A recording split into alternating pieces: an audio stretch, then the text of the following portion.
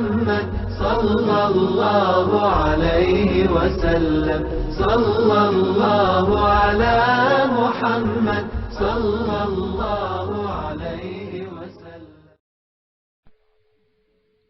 عن أبي عبد الله النعمان بن بشير رضي الله عنهما قال: سمعت رسول الله صلى الله عليه وسلم يقول: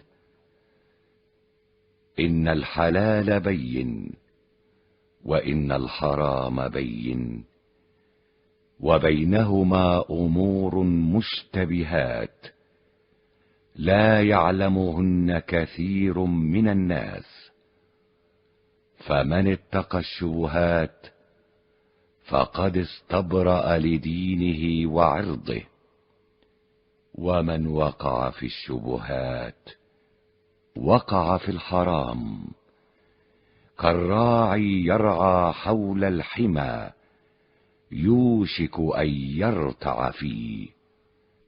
ألا وإن لكل ملك حمى، ألا وإن حمى الله محارمه.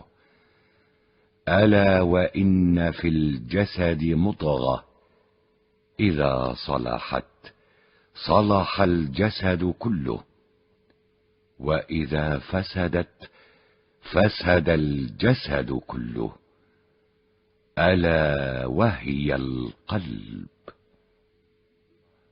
رواه البخاري ومسلم.